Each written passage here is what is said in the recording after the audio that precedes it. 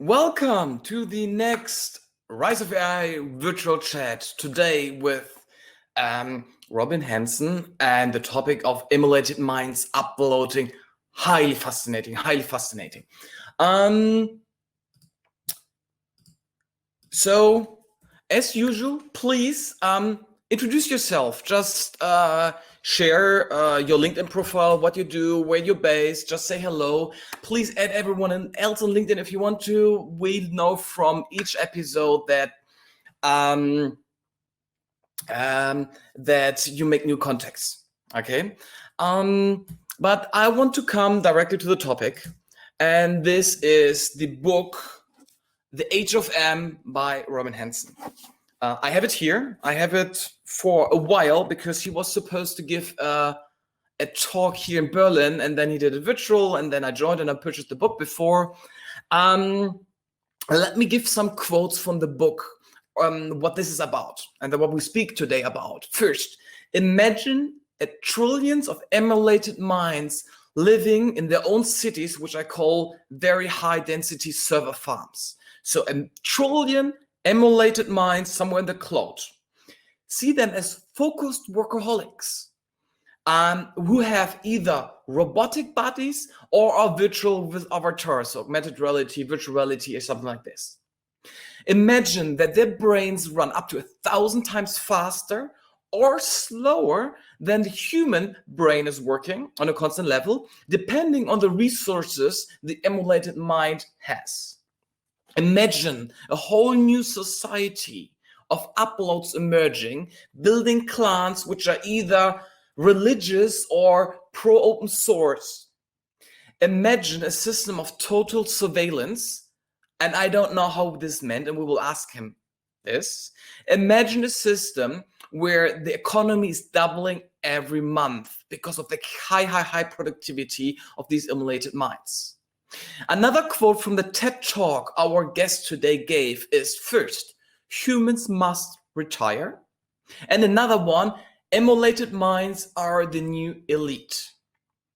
This talk today, it's a dream for everyone who's into posthumanism, into artificial intelligence, or into transhumanism. I mean, this book here is one of the Bibles of transhumanism out there. The community loves it or discusses it, but it's very important there. If you're already there with books, other books who have focused on this topic too, of simulating a human mind or uploading a mind, one is the series Altered Carbon. Yeah, so check it out if you don't know it. It's on Netflix, I think, but it's also a book. The other one is from Neil Stephenson, Fall, Dodge to Hell, the idea where a rich guy is uploaded and is awakening and building a new world. Another one I like also very much is Unsterblich, which means you don't die anymore, but it's a German word, and where everyone who used to live is living again, but just virtual. And another one which is good on this is the whole series by William Hertling about AIs and AIs evolving. And I will come to this once Robin is here. Robin talks about emulated minds. A lot of books speak about the same system, society evolving if AI is taking over. So this is very, very close to it. Then let's see for a second here. So if you Google Robin, you find plenty of content about him. I like his webpage because it has this beautiful 19th style. He has plenty of essays there about policies and politics and new system forms, but also about, AI, uploading, the great filter, nanotech. You can talk with him for hours about everything. He already has shared his TED link there, and you can watch it afterwards. So I would say this is the best moment to welcome him on stage. First the audio, then the video. Welcome. Hey, I'm here. Hi. We're here. Yes, we are here. I like to start the first question outside of the topic. How did Corona change your lifestyle, if it did? Well, I'm a professor, so we went to online classes, which meant I wasn't going into the classroom. I had to master that a bit. And of course, I've been home pretty much all the time. That's the standard change in lifestyle most of us have. So I still kept my job, of course, and I got to keep doing it, which is different than many people. I feel lucky, but it wasn't as big a change as for most people, I think. Okay. And just outside of the topic, you just published a paper about automation in jobs, which is an interesting finding. You shared the paper, I think, this in the chat. It's interesting to read. We won't go into this for now, but you are also still into the AI and future predictions. So you think a lot about how the world will be? I like to think about the future. I'm also just like to be opportunistic. I look for neglected things where other people aren't doing them, where I can make a contribution and then jump on and add a little something. Okay, so I will ask you a couple of questions. The audience, please ask questions too. Also look at the polls and check them out. We will speak mainly about the theory of the book. And the assumption is that you can create either a full digital copy of a human mind or take out functions. Let's speak a little bit about the basis there. Your assumption, what's the technology behind it you're building your world on? Right. So the key idea of the book is to take a standard assumption that's been common in futurism and fiction, state the assumption, and then build the entire book on that assumption. That is to try to work out in detail what would actually happen given that assumption. It's a proof of concept showing that we could do a lot more futurism than we've done so far. We could take various assumptions and work out their consequences in great detail.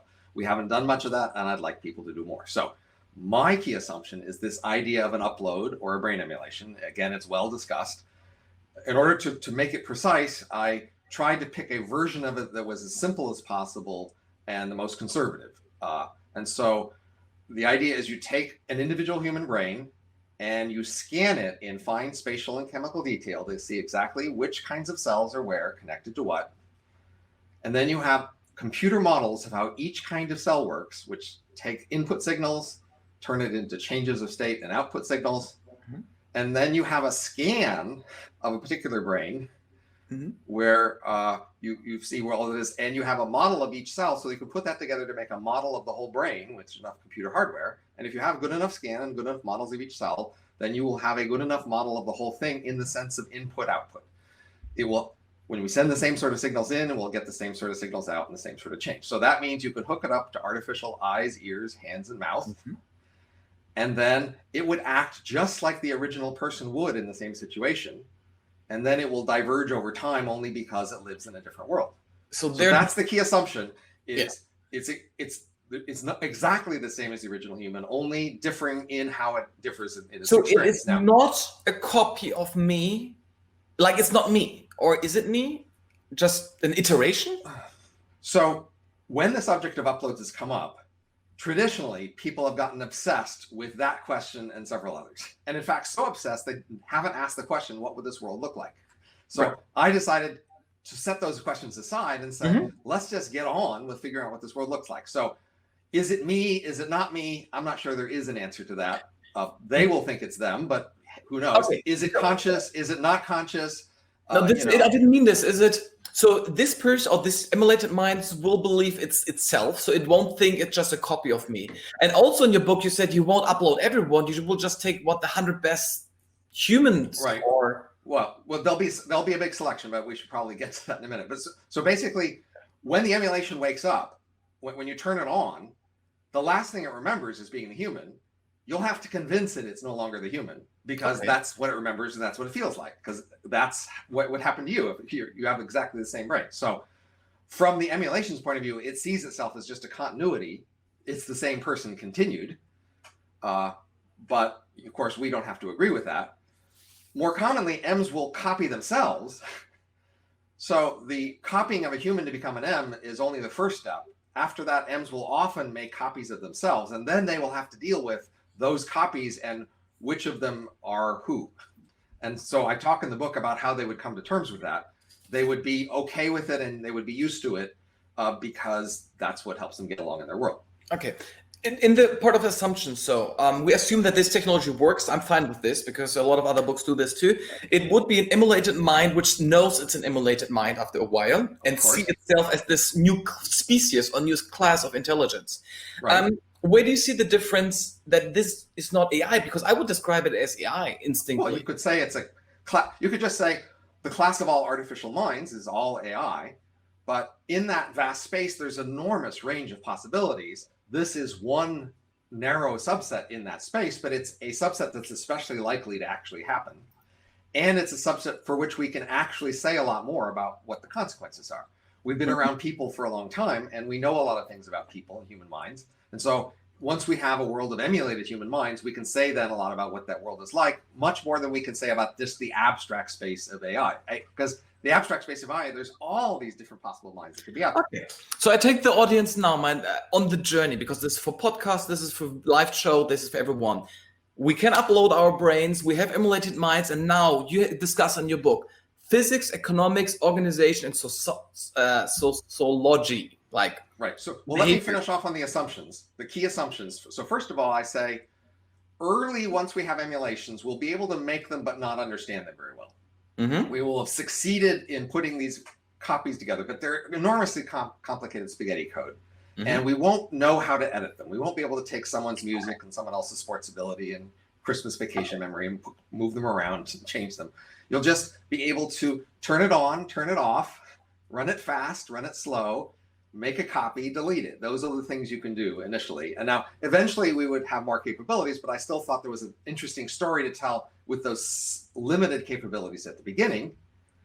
And the other key assumptions I'm making is that all of our usual theories in most areas continue to be true, including in social science and economics. So many people in futurism hope that our ordinary economic world of firms and capital and profit and interest rates, that's all some temporary thing that will all go away when some new future things show up. And I'm definitely not assuming that. I'm assuming that most of the big social structures we've seen in the world for many centuries are relatively permanent features that will continue. And so I assume the world continues with those large familiar social structures of nations and law and firms and labor and retirement for a while, because I mean, if humans retire, human society might collapse, but I will ask you this later.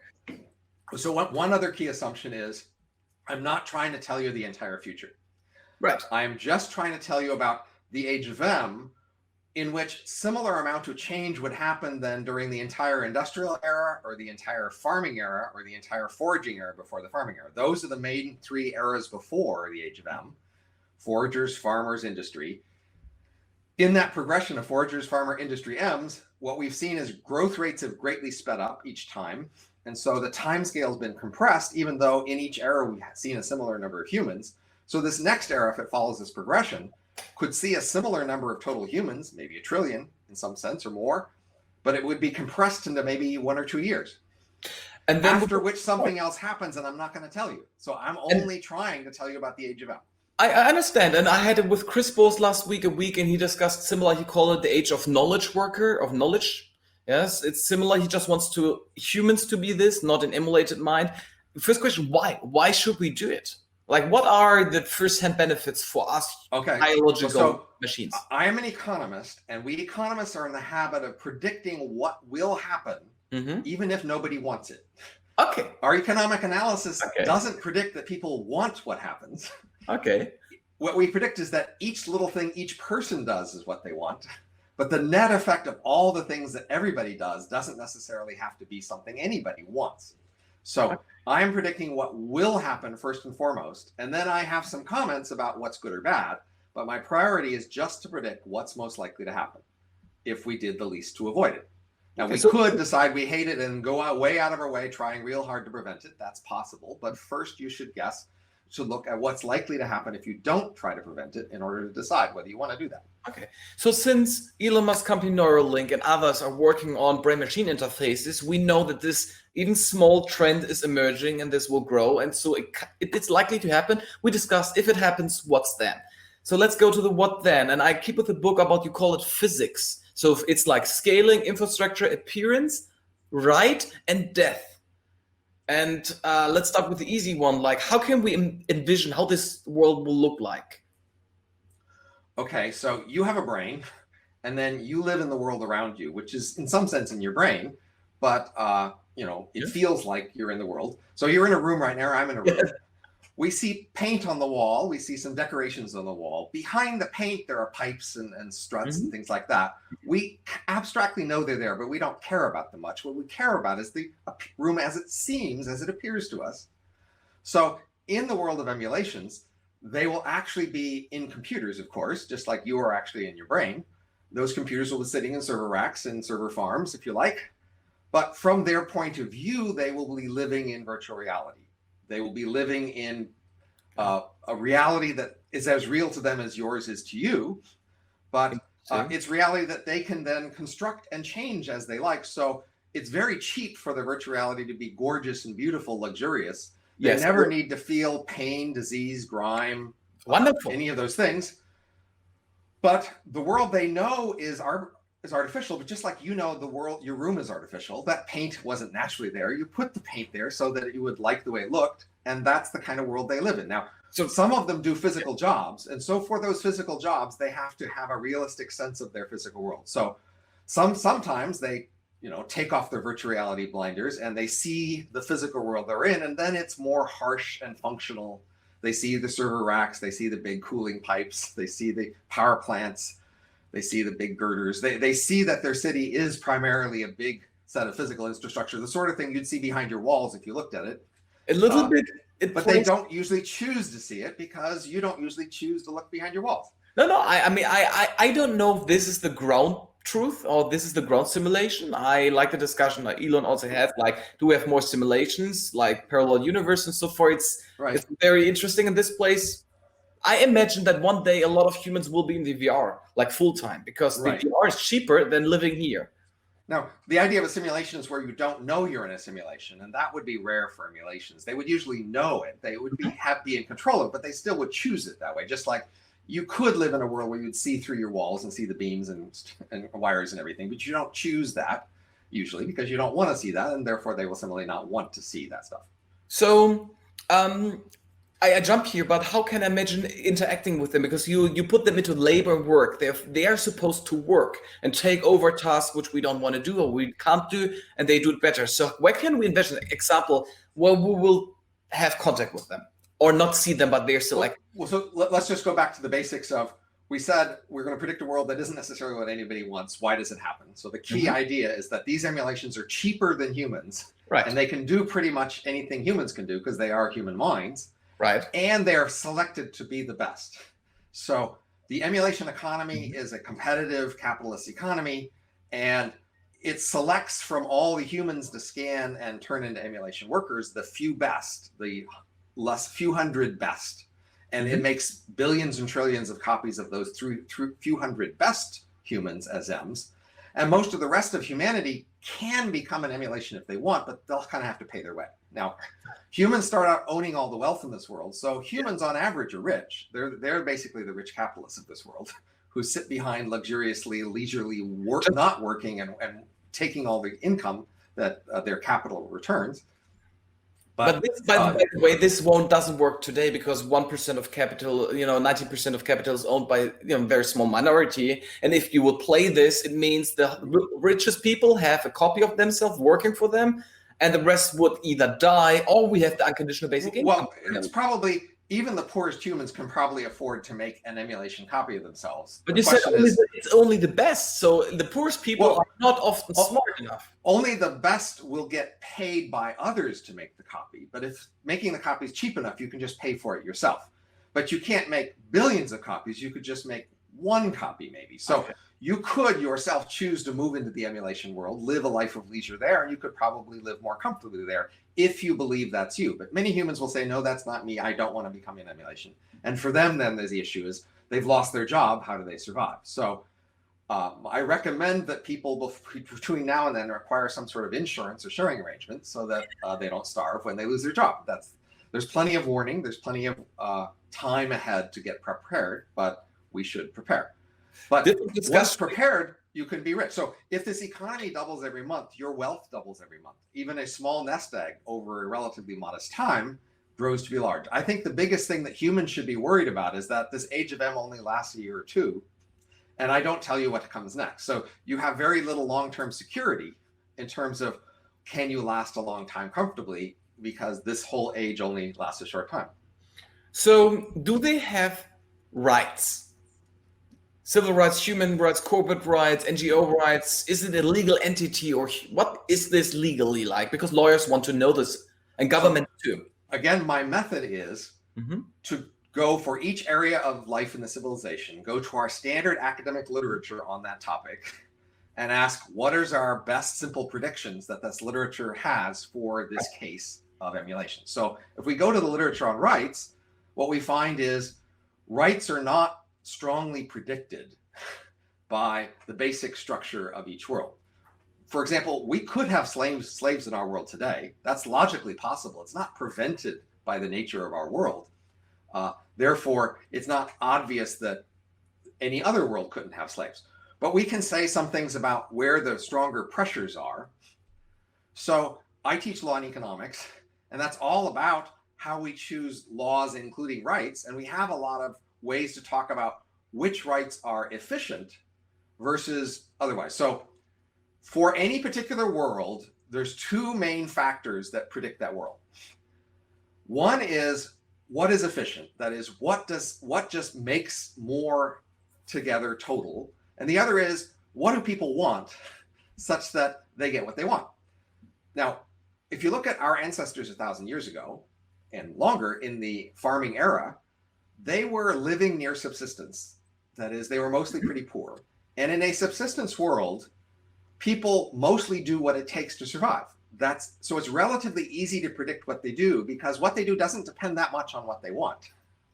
When you're poor, you do what you have to do, regardless of what you want, or you don't exist. So we are now in this unusual era today where we're rich. So to predict what we do, you have to know a lot more about what we want to find out what we will do. So we want rights, and so we have rights, even if they're not efficient. The Age of M is an era that returns more to this historical tradition of people being poor and living near subsistence. And so that actually makes it easier for me to predict things about the Age of M. If the Age of M was rich, then we would not know what they wanted, and so we didn't know what they would do. But because they're poor, I can predict at least what the poor M's do.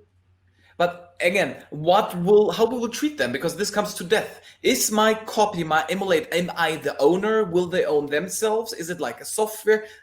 Assuming the present world. So when we see humans like us mixed together with the emulations, the humans are rich and the emulations are not.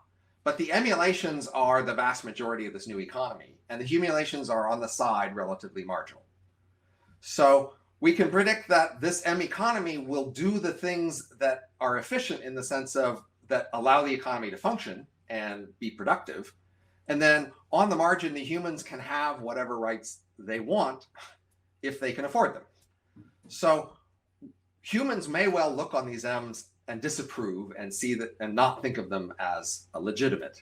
But the emulations will see themselves as legitimate, and therefore they will war. So I mean, war will happen regardless in almost any world that we can imagine. I won't predict a lack of war, but I would predict that war isn't endemic and all the time happening, just like, even in a war-like past. So and war would tend to be more cyber war. Over the human infrastructure, like the cell phones, everything is just run on the server of the emulated minds.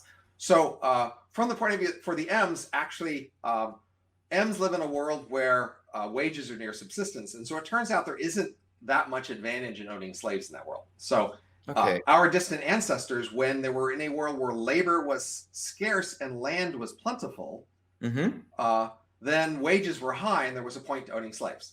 But when labor was plentiful and land was scarce, then wages would fall to the subsistence level. And so if you owned a slave, you had to pay to feed them, which is about much as you'd have to pay a free worker anyway. So there wasn't much of an advantage to owning slaves. So we can say that the M's live in a subsistence society where there's not much point to owning slaves. There's not much point to enslaving them. So if they're more productive, if they see themselves as free, you'd probably make them free just so they could see themselves as free and be more productive. So that would be my best guess. It's not a strong prediction. It's just to say, this isn't the kind of world where slavery gains you much, where it doesn't, there's not much point in owning a slave.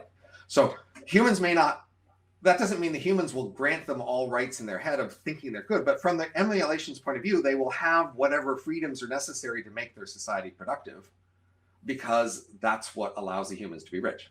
Okay, so Ramis wrote the book The Quantum Chief, and there he speaks about uploaded minds too, who first become very, very like floating servers in the universe, and they have a lot of iterations and improvements and send out their own iterations in the world.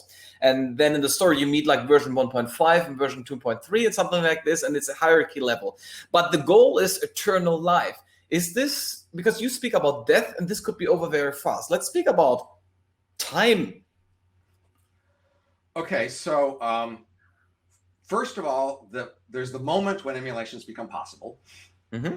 And a key assumption of my analysis, which we didn't mention, is at that moment, we don't have really strong AI of other sorts. Okay. That is, at that moment, humans are still valuable. And so the emulations that swap in for them are also valuable. If the humans weren't valuable at the moment you could make M's, then the M's wouldn't be valuable either, probably. Because whatever you were using instead would still be valuable. So the first moment, emulations are possible. They swap in for the humans. They start doing all the jobs that humans were doing before. Mm-hmm. AI is still a thing on the side, but not powerful enough to replace the M's. Mm-hmm. Over time, of course, AI will improve. And then we can think in the long run, which I've done a fair bit of eventually when AI competes with M's, who wins where. But we can be more confident that initially there'll be this big explosion in using M's, and then there'll be this effort to improve them. So it's harder to predict how fast that effort to improve them will go, but I can be more confident there'll be this initial era where you don't improve them much, but you make a lot of them. And so that's what my Age of M book is mainly about, is about this era where you can make them, you make a lot, and then you can again make copies, you can run them fast, you run them slow, you can put them all sorts of different environments, but they are black boxes, spaghetti code. You can make what I call tweaks. You can make some minor modifications, maybe like drugs, basically, for us. You can throw in some equivalent of chemicals that change their mood or make them more active or sleepy or things like that. But you can't reorganize their minds that much, and therefore my book is about that. Now, I do have some things to say about what happens after that, but I just want to clearly distinguish the Age of M, which is about this era where we don't change them very much, to the eras afterwards where they get modified more and then can compete more with AI. Then we speak about the time after the Age of M towards the end. Let's look at first, how will the ecosystem look like? I mean, not everyone has read your book, and how can they imagine like doubling the economy in a month? So what I haven't told them is that M's will concentrate into a small number of very dense cities. So we get most of our value out of concentrating into cities, but we don't all come into one big city on the earth. And the reason is that as our cities get bigger, they have congestion. Travel and traffic gets more of a problem. Mm-hmm. But with emulations, when they're in a city, they can meet with each other without actually moving. They just send the virtual reality signals about how they are moving in the room, say, and how their face is changing and things like that, kind of like what we're doing here. And so they don't actually have to move near each other in order to interact. And that allows their cities to be much bigger. So they have less traffic congestion costs, and therefore they have more what we call agglomeration economies, gains from concentrating together. And so they together into one big city or a half dozen big cities, but not thousands like we do today. And so that means their physical presence is concentrated in a small number of places on the earth. They are not spread across the entire earth because they don't want to be. Of course, just like humans today, we are actually pretty concentrated in a smaller number of places. So even as the emulations are becoming a big deal, the humans are spread out more on the rest of the earth, and the emulations aren't taking over the space from the humans because the emulations don't want that space so much. The emulations will want the places where they get the raw materials and the places where they get energy, and the places where they dump their trash and dump their raw heat. Those are the places that are influenced by the M's, but the rest of the earth initially isn't of interest to them. Now, of course, eventually the M's would take over the whole earth if we go over long-term growth rates, but not in the first year or two, which is what I'm focused on. Okay, so there is in real currently the trend that server parks who are historical outside of cities and that they will have a lot of location of people living around it, because first, for business, Right. you want to have a short latency, so you want to be close to the hub. And Yep. second, because they produce so much heat, this heat is used to energize the environment around. So in some areas, this will happen that people will live there where the cloud is, like where the servers are closer to being to the source. The emulation cities will soon be so large that humans won't want to be near them, won't be able to survive near them. They will not be friendly for humans. Okay. And so a problem is that the very first places to make the emulation cities will naturally be in the first data centers, which are somewhat near human concentrations. So initially, the first M cities will be near human cities because they will grow out of the first data centers, but then there will be a conflict. As they try to go larger, they would then be displacing those human cities. And that will be sort of the initial conflict of pushing away the humans away from where the humans were. Your emulated minds, are they owning property and assets, or is this owned by the original giver of the brain upload? Initially, humans own everything, but humans will find it useful to allow M's to own things, just like even when humans own slaves, actually slaves own things. Yes. Slaves were allowed to collect their own income, and they even bought their own freedom. Yes, Slaves sometimes bought their own freedoms, right? So the emulations will still own some things, and it turns out that their growth rate of what they own will be faster than the growth rate of what humans own. So over time, their fraction of the economy will grow. And that's just because they're near the center of activity. So already today, we have what we call an agency cost. A private company owned by the people who run it get higher rates of return than a public company owned by people who aren't involved. And that's the humans for this case. Right. Humans are these distant investors who then don't get as high a rate of return on their investments as the M's who are more close to the action. So that means that over time, M's will own a larger growing share of the economy, but still initially humans start out owning most everything, and therefore they are getting most of the gains. Okay, you have then something you call politics rules. What kind of politics will they have? Like, will we see? So I'm not sure I answered your question about timescales and death, because I think you were hinting about death before. No, you just said you don't know it because it's. I do know. Only maybe. I do know about death. You were talking about rights. So as soon as you are an emulation, you are a creature that's in principle immortal. Because you are stored as a computer file somewhere that can be backed up and restored. And so if you had enough resources, you could, from that point on, be immortal. If you had an immortal society to support you, of course, if the society blows itself up and goes extinct, your immortality is ended at that point too. So the problem is, today, houses and cars are in principle immortal. That is, if we paid enough, we could keep our houses and cars going on indefinitely, but we usually don't. So just because M's are in principle immortal doesn't mean they are in practice immortal. It'll be a matter of whether they can afford immortality and whether they choose to. Because it still needs energy to run them. Yes, it needs resources to keep going. Now, M's will have a limited career length because the human mind appears to age even without physical contribution. So your brain is a physical thing with physical cells, and those cells do age, but your brain seems to age in addition to your cells aging. Just the structure of your brain changing in the way it does by your learning, that ages. And that tends to make your brain over time more fragile and harder to learn and harder to adapt. And so therefore, even emulations will also over time, their minds will become fragile and harder to adapt. And that means they would have a limited career length, say a century or several centuries subjectively, after which they need to be retired and replaced by younger versions of themselves.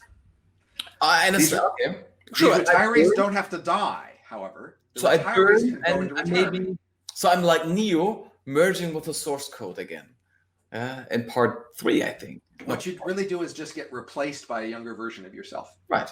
It's a little bit like cloning. Maybe we'll tell you you're merging, but you're really not. You're just going away and we're being replaced. Yes, it's like heaven. Okay. They would retire, though, and these retirees would probably run slow because that's much cheaper. And so when you're running slow, how long you can live subjectively just depends mainly on the stability of the civilization. Interesting. So that's the thing I can't tell you. And I, with let's say 1 human day, I could live 1,000 years in my mind. That would be running fast.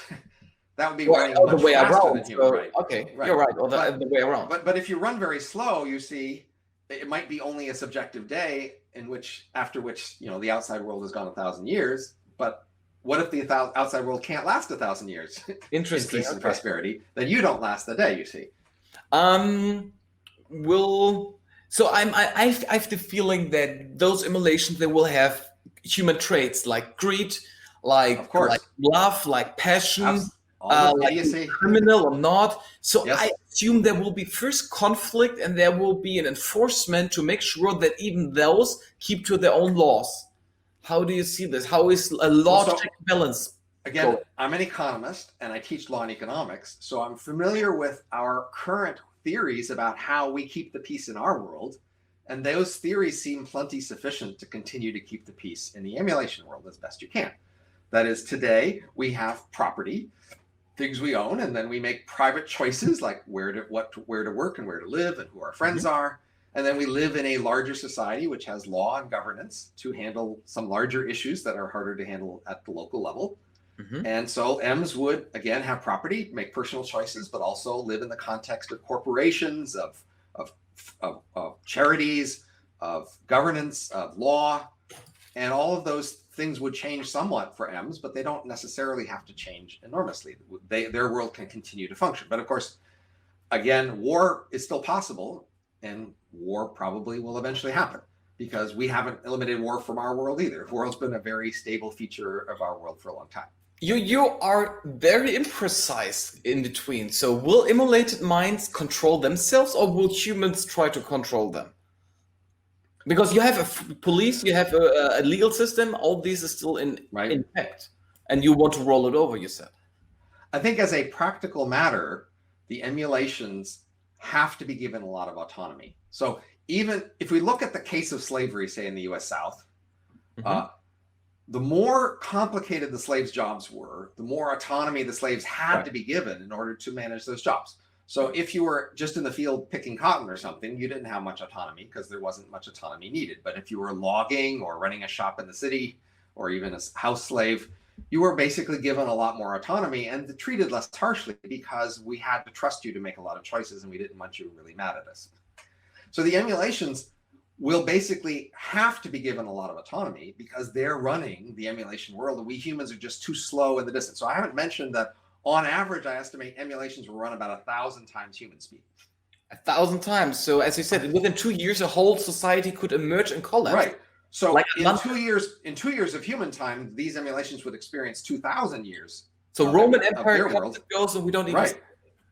Well, we can watch it from a distance, but it'll be really fast. So that's one of the reasons humans just can't control this world in much detail, is it's just going too fast for them, and they don't understand it, and they're on the ground experiencing it. So for everyone else, Dodgefall to Hell is doing the same. It's the speed is varying to human life, so either you can be you can speed it up or not. Or the movie Her is really good, where you have this conflict where an AI is speeding up so much that it's leaving humankind because humankind is too slow. My favorite book is A Human Life. For me, is like reading a book, but only 1 word per day.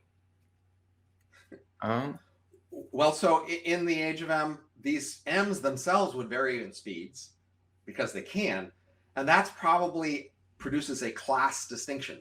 They would split into different classes of M's, and the high-speed M's were high class. High-speed M's have many of the markings of high status in our world. They embody more wealth, they know things first, they win arguments, they host meetings. And so there becomes this class hierarchy. And in fact, the retirees are lower class. They're in fact more like ghosts. Ghosts are very low class in this world. They're very slow. Your world sounds awful. Does it? Well, because compared to what?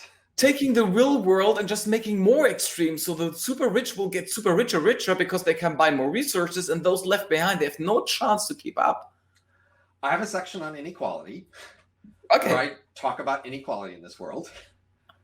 So first of all, in our world, recently, we have only been concerned about one very particular kind of inequality out of all the kinds of inequality there are, we have focused on inequality between the families of a nation at a time. So that doesn't include the inequality within families, which is actually larger than the inequality between the families of a nation. It doesn't include the inequalities across nations, which is actually larger than the inequality within nations. And it doesn't include inequality across time, which is actually larger than the inequality at a time. And none of those are all usually about financial inequality, and they're not focused on inequality in popularity, sex appeal, wisdom, intelligence, all sorts of other things. So if we just focused on inequality between the families of a nation, for the M world, it's relatively equal because of the subsistence wages. They're basically making similar wages because everybody's making very low wages. Now, I see they can own property, and I assume some M's will hire M's to run for them, and you will have corporations owned and run by M's. And sure. So there will be some. So capital will matter less, but there will be capital, and capital can accumulate into larger inequality over time because of the immortality effect. So today, one of the things that limits inequality in capital is the rags to rags in 3 generations effect, where somebody figures out a way to get rich, but they don't pass that habit on to their children or the grandchildren, and then they eventually get poor again. But because emulations can be immortal, then once an emulation finds a habit of mind and style that allows them to get and stay rich, then they can keep that going over a longer time. So that would produce more inequality of capital. But again, within a bigger kind of inequality that we don't pay much attention to today, but that the M's would pay more attention to, is the inequality between clans. So you and I, say if we go back 5 generations, we ask each of our ancestors 5 generations ago, how many descendants did they have? And that will probably be quite unequal. Some of us may have far more descendants now compared than others relative to 5 generations, but we hardly ever talk about it. We don't care about that. That's the kind of inequality that M's would have a lot of, because again, out of all these humans, only a few hundred of them are giving rise to most of the M's, and so therefore the M clans are very unequal. But individuals within each clan are pretty poor. So then from our point of view, the question is, how much do we care about the kind of inequality they would have a lot of, and how much will they care? Because we have 2 questions there, and I will ask them in public and short. My last there is, will they have sex? Of course. And they reproduce primarily by making copies. And so the role of sex in reproduction is cut out. And so that's why they will be much more liberal and live and let live about sex, because sex doesn't matter as much directly for their world. So our ancestors cared a lot about sex, in part because sex was central to reproduction. Sex was central to who grew and who didn't. And so they wanted to control that in order to control this central part of their world. But for M's, sex is a side part in a sense, although it's very important psychologically because they are humans who have all the same feelings that we do about sex. But I talk in the book about the mating problem, which is that we tend to like pair bonding, one person to one other person, and in particular, a gender matched pair bonding, a male to a female. And there's no particular reason that the M economy will want equal numbers of men and women. And we speak about genders. Is there still gender in a race? Because it's virtual. Well, again, you're right, but it's in your head. But of course, most of your gender is in your head right now. I know. For me, we're all non-binary at the end. And we're all somewhere soft, but will there be gender or not? Or is it obsolete? Will we have a more equal? Gender is in your head, but it's real. In your head. And so they will still have the sort of genders that are in their head. And so again, we have the assumption we aren't modifying their brains greatly, which means we aren't also modifying the gender in their brain greatly, which means that they have this inclination toward a mental style of a particular gender, and they want to pair bond with someone of the other gender. And that means that will be a thing they want, and that will be frustrated in part because there won't necessarily be equal numbers of genders in their world. So in our world, we're sort of biologically guaranteed to have roughly equal numbers of males and females, and they are not. And so I go in the book into some detail about how they can deal with that. Okay. So there's fast, slow pair bonds, and there's other sorts of ways they can accommodate that, but that would be one of their potential frustrations. Another frustration is they don't have children the way we do. And so their parenting urges will also be somewhat frustrated because, again, they're making copies instead of having children.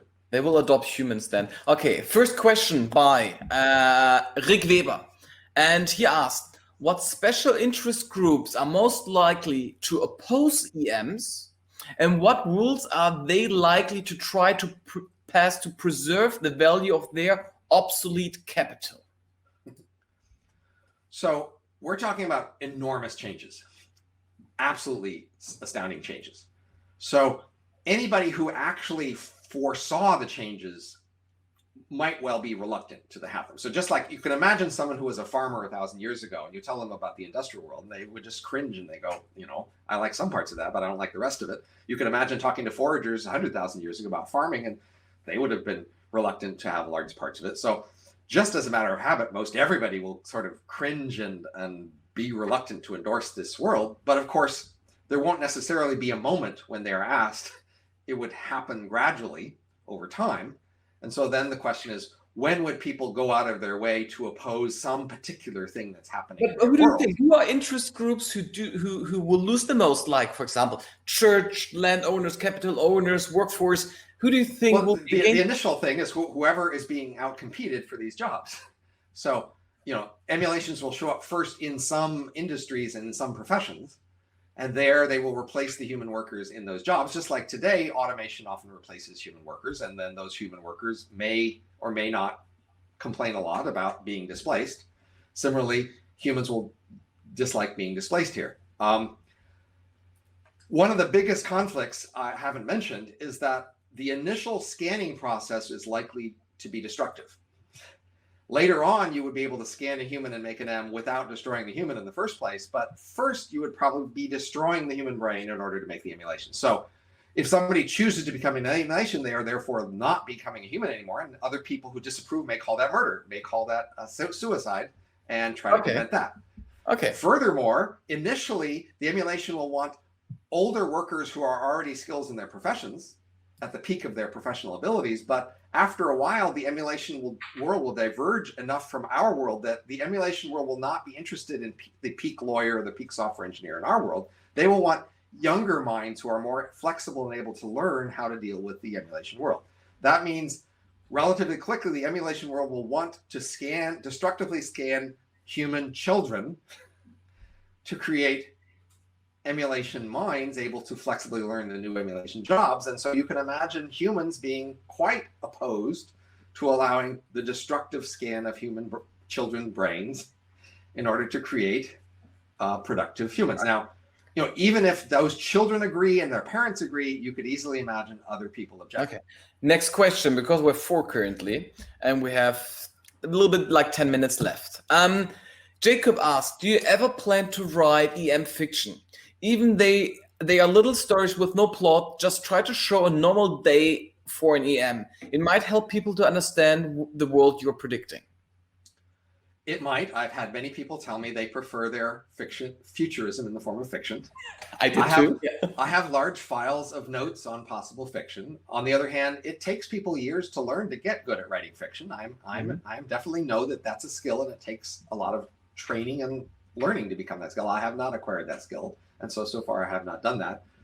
I have sort of large sort of plot things, but the details of a person's day are actually some of the hardest things to predict. So I have opportunistically worked in my book to find the things that I could say things about and say things about those things and be quiet about the things I could not speak to.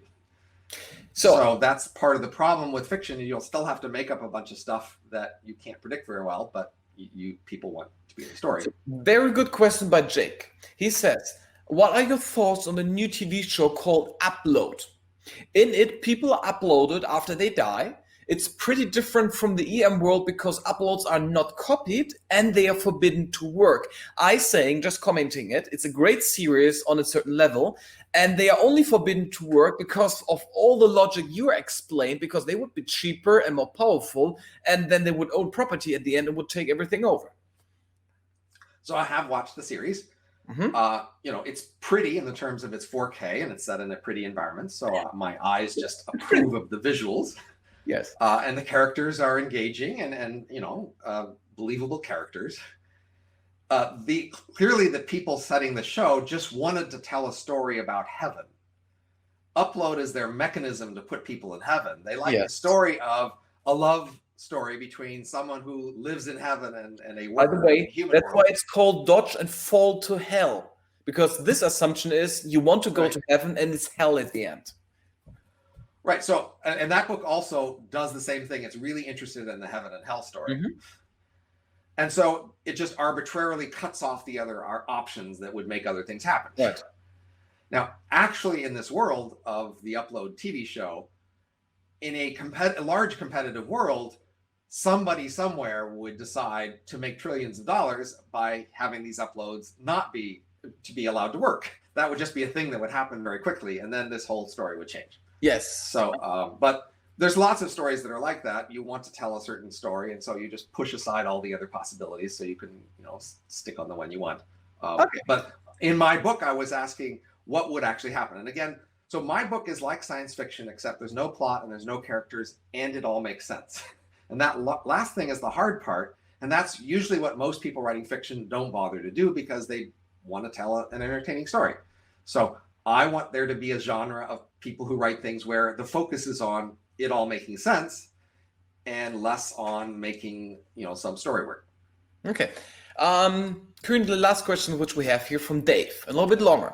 So, dear Robert, you think that fully conscious self-directed agents will dominate and will be the first true AI.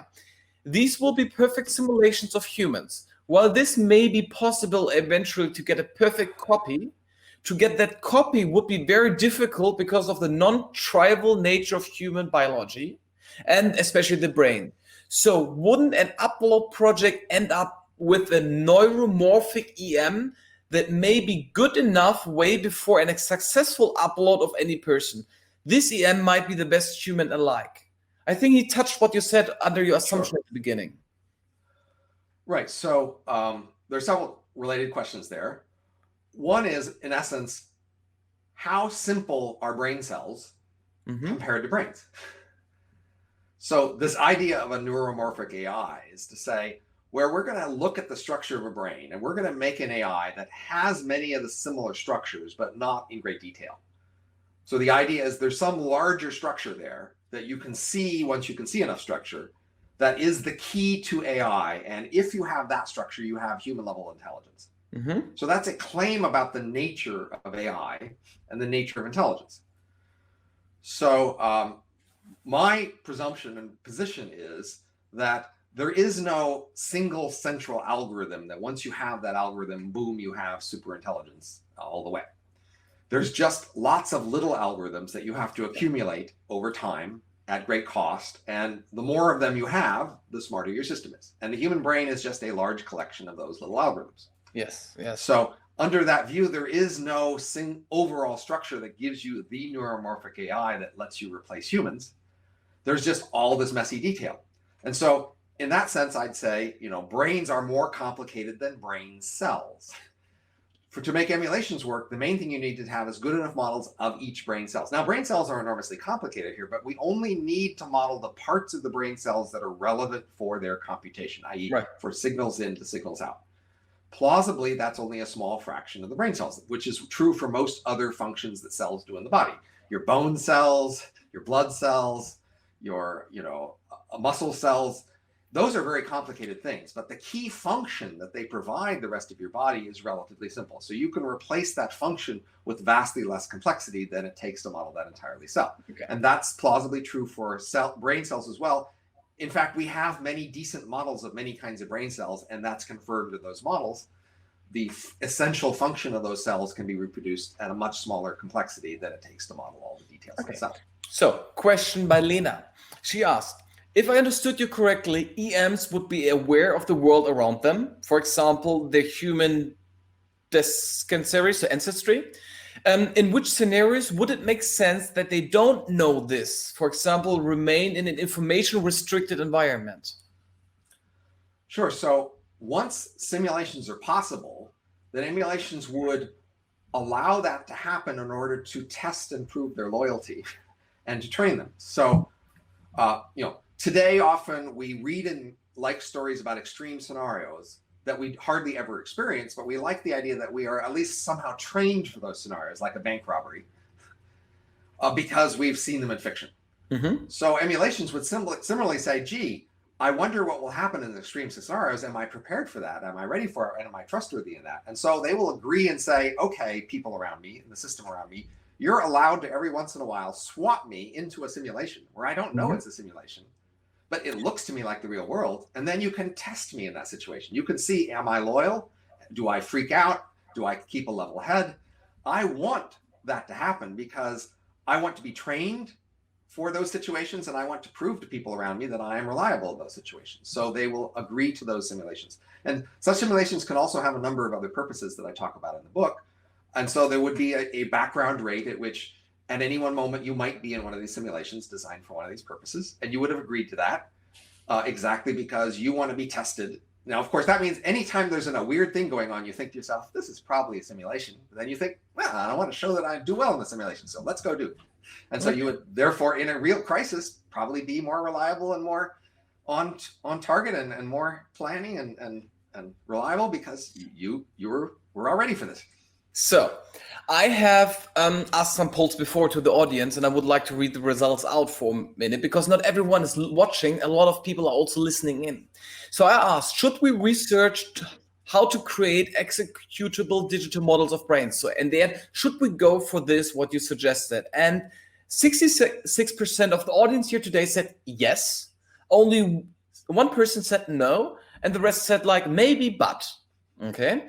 Then I asked, should those copies have certain rights? And interestingly, only 20% said yes, like a legal company. 50% said on the long run they will be like humans. No one said no. No one said no. And 25% said, I'm not sure yet, I have to decide later. And the last question I asked, like, how will humans and emulated coexist? And I asked them, those emulated minds are the workforce for humans. The wealth is shared amongst the physical humans. 15% said this will be the option. Then another 15% said no, emulated minds will have their own economy. No one said here in the chat that there will be only one higher form of intelligence. And 70% of the audience said we might coexist in a symbiosis. So there is a wishful thinking that they will be good for us and we will have a better society. This brings me to the last point. You spoke about the times after the age of M. So first, let me just comment on that last integration point. There is a risk that if the human society is separated too much from the emulation society, that the emulations will say, what do we need those humans for? Let's just go take all their stuff. Right. That's a scenario that many people have been worried about. The more integrated the emulations are with the human society, using the same structures of politics, finance, law, etc., then the more expensive it would be for the emulations to turn and say, let's just take all their stuff, because then everybody would wonder who's next. I mean, that's what happened. You know, today we could all kill our retirees and take their stuff, but we know that would be very disruptive to our society. So I recommend keeping as integration as long and as strongly as possible in order to prevent the scenario where the emulations say, yeah, let's just get rid of the humans. They're useless. Right. Now, after the age of M, is not clear that there's a sudden transition, but there'd be a gradual transition in two dimensions. One is that other kinds of AI would slowly get more capable. And the other is that the emulations themselves would become more modifiable. We would understand them at a deeper levels and be able to make larger, more useful changes. And then the question is, which of those win where? And so I've actually done a bit of work in the last year or two on that question. And I think I can identify which of them wins where. And the key conclusion is the emulations win in a lot of places. That is, some people have this fear that once you have competition between emulations and AI, then the AI just wins and humans no longer have a place. The only way the humans can have a place is not being more productive somewhere, but by being in control. And so many people say we must maintain an iron grip of control, because if we ever let go, we are lost because we'll never win a competition with the AI. I think that's wrong. My assumption is that we will have emulated minds, we will have AIs, we will have uploads or just tweaks of uploads, we will have cyborgs, androids, we will have a huge variety of different forms how intelligence will express itself. They call it the new Cambrian explosion. Yes, but even today, for example, we have a Cambrian explosion of firms, but we still have many features that are common across firms. We have many ways in which, in a competitive environment, some features just lose out because they're not so competitive. And so, for example, there are many kinds of, most animals that ever existed aren't around anymore. Most plants that ever existed, they've been outcompeted. So it could well be that even though there's a lot of variety, that variety will all stay within a certain range of what was the most effective. And that's a reasonable fear then about features. So, for example, there are just very few firms that allow their employees to just do anything they want all day. You might say, well, there's a big world, and so some firms would be like that, but really hardly any firms are like that. So, Right. Robin, I thank you for this hour. Highly interesting, way more. I recommend checking out his website because he has written a lot, way more. So I say thank you for being today here in the show. You're most welcome. And I talk to you again. If someone has a question, I have shared his LinkedIn profile on his website. Just shoot him a message. He's active on Twitter. I have shared the Twitter feed profile up too. And I say goodbye, Robin. Thank you. And everyone else, stay in for a minute. Take care. So for everyone else still here, and that was really nice. That was really interesting. Honestly, this is what I love about the virtual chat. I can invite people who write cool books and I can talk to them and you can ask them questions. And that was so much fun. Wow, now I'm pushed. If you have followed my Instagram stories, I had a bad week. So this is really, really cool. Next week, we come back to reality. But we have here in our show the first time a member of the German parliament. It's MdB, member of the German parliament, Thomas Heilmann. And Thomas Heilmann, he's a former entrepreneur. He's a business angel. He had invested in Xing, LinkedIn, Facebook. So he's coming from the tech industry. And now he's for 2 or 3 years in the parliament. And he has a radical new book out there. He published it this week. And he will speak about his book next week. And the thesis is, let's assume we can redesign government and policy making and bureaucracy that it fits to the 21st century. How will this look like? I have read his book. It's good, but it's too much to discuss in one.